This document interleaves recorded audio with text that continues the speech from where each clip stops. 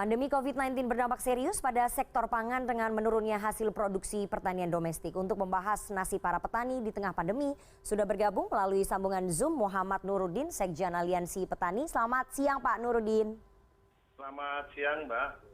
Oke Pak Nuruddin, langsung saja ini tadi saya sudah jelaskan ke pemirsa soal faktor-faktor pemicu, kemudian angka penurunan komoditas produk pangan kita. Sebetulnya saya ingin tanya seberapa parah Pak penurunan hasil produksi pertanian domestik di masa pandemi COVID-19 ini Pak Nuruddin?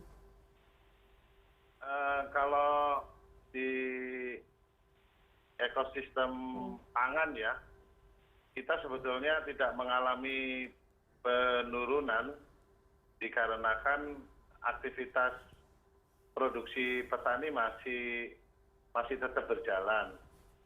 Kalau di ekosistem perkebunan, kehutanan, ini yang tidak ada distribusi yang cukup nyata bagi menampung produk-produk petani kayak coklat, kopi, kemudian kayu manis ya. Banyak anggota kami itu yang tidak bisa mendistribusikan karena port to port, antar pelabuhan, antar kota selama pandemi kan ditutup.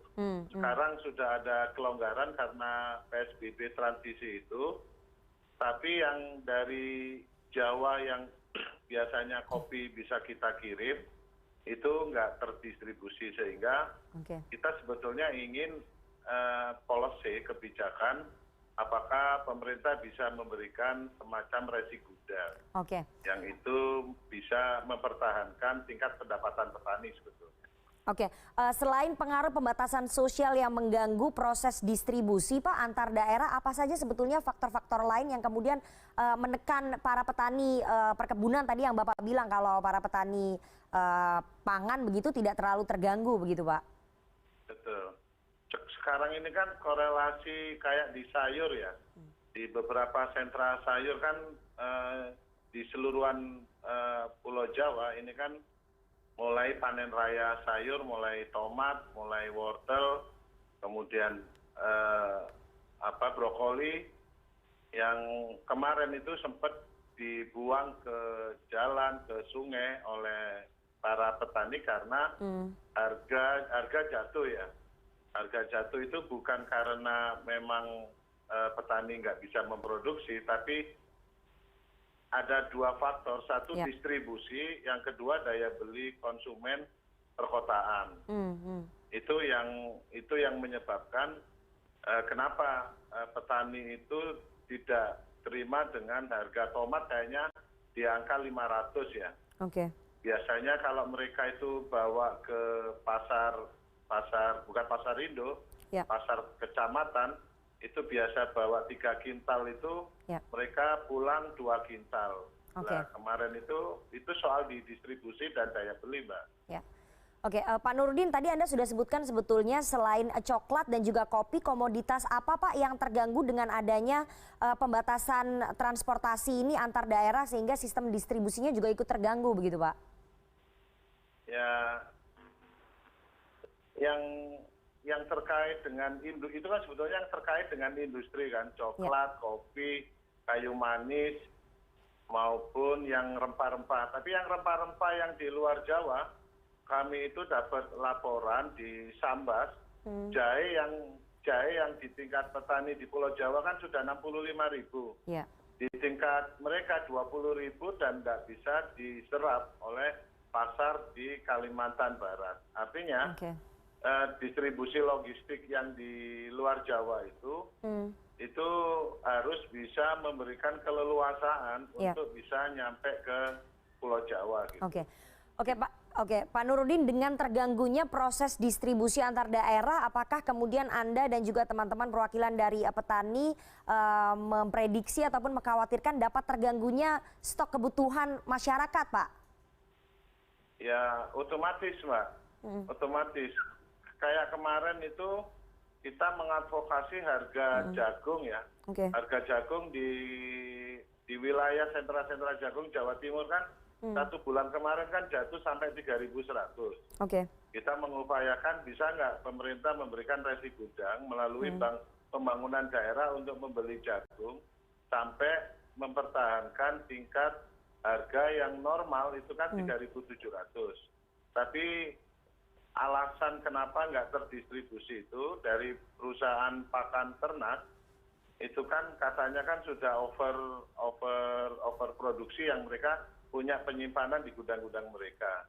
Artinya di tingkat gabungan ternak mandiri yang rakyat punya itu kan juga nggak nyambung. Tapi kemarin alhamdulillah di akhir bulan ini udah bergerak naik 3.100. Sebetulnya sistem logistik kita itu sebetulnya nggak terkonek dengan produksi sama konsumsi yang di perkotaan. Kalau distribusi logistik itu negara yang sebetulnya punya kebijakan gudang pergudangan itu, kalau terkonek itu sebetulnya mempertahankan harga dan keuntungan di tingkat petani sambil mempertahankan kebutuhan konsumsi dengan menjamin pasokan yang tersedia gitu. Oke.